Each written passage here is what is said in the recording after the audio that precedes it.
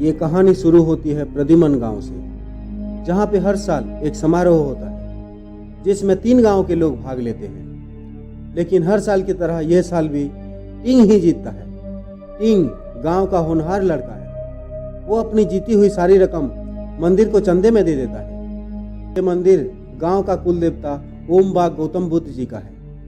ये साल मंदिर का समारोह का 25वीं सालगिरह होता है। तभी डॉन नाम का एक लड़का गांव में आता है और रात के समय में मंदिर की मूर्ति का सिर और चंदे का पैसा चुरा के भाग जाता है।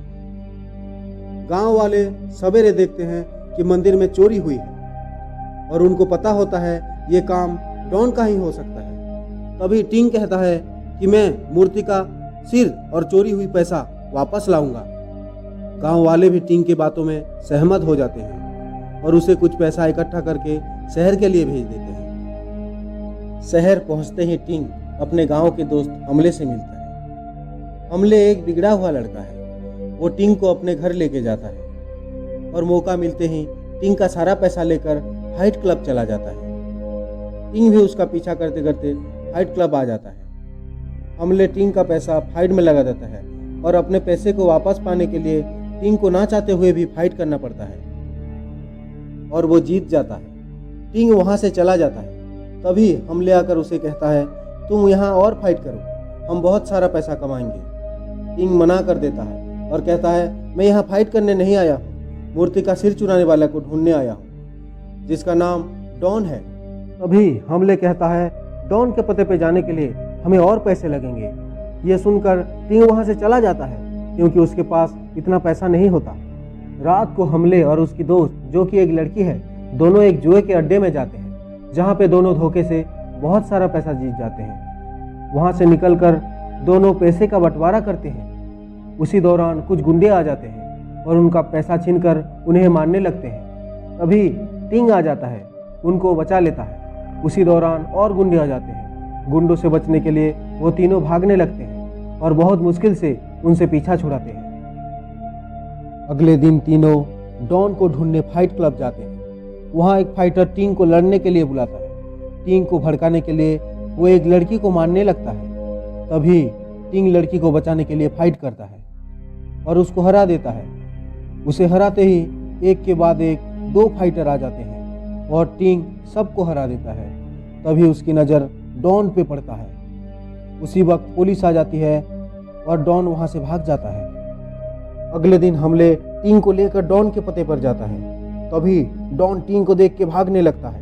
टिंग भी उसका पीछा करता है और भागते हुए दोनों पानी में गिर जाते हैं। तभी टिंग पानी में बहुत सारे पुराने मूर्तियों को देखता है जिसे पानी में छुपाया गया था। उसी दौरान डॉन वहां से निकल जाता है। टिंग मूर्तियों का खबर पुलिस को दे देता है और पुलिस मूर्तियों को निकाल कर ले जाती है। अभी दिखाया जाता है कि मूर्तियों को छुपाने वाला और कोई नहीं बल्कि फाइट क्लब का मालिक है और वो डॉन को बुलाकर कहता है कि ये सब की जिम्मेदार तुम हो और ये लोग तुम्हारे पीछे क्यों पड़े हैं। ओम बाग कौन है? डॉन कहता है ओम बाग वही है जिसका मूर्ति का सिर मैं आपको चुरा के दिया हूँ। तभी फाइट क्लब का मालिक हमले को बुलाता है और उसे कहता है तुम्हें एक सौदा करना होगा जिसमें टिंग को एक फाइट करना होगा और उसे जानबूझकर हारना होगा। टिंग फाइट हारने के बाद मैं उसे मूर्ति का सर लौटा दूंगा।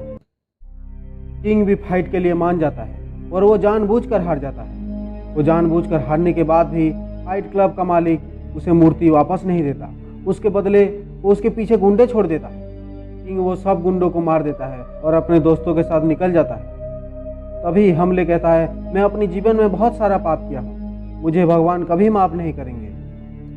हमले अपना पापों का प्रायश्चित करने के लिए टिंग के साथ मालिक के गुफा में जाता है। गुफा में बहुत सारे गुंडे होते हैं। टिंग उन सब के साथ लड़ाई करता है। गुफा के अंदर पहुंच जाता है जहाँ पर मालिक एक बड़े मूर्ति का सिर काट रहा होता है। तभी और गुंडे आ जाते हैं और टिंग उन सब से लड़ता है जिसमें से एक फाइटर से वो पहले लड़ चुका होता है और उससे जानबूझकर हारा था।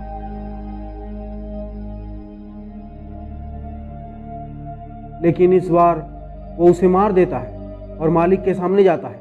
मालिक उस पर गोली चलाता है। तभी हमले आकर उसे रोकता है। इतने में वो हमले को भी मारता है। हमले मूर्ति को छीन लेता है तभी वो बड़े मूर्ति का सिर गिर जाता है जिसको वो मालिक काट रहा होता है, और आखिर में वही सिर उस मालिक के जान ले लेता है। मूर्ति का सिर लेकर टिंग अपनी गांव आता है और गांव वाले ओम बाग यानी गौतम बुद्ध जी की पूजा करते हैं।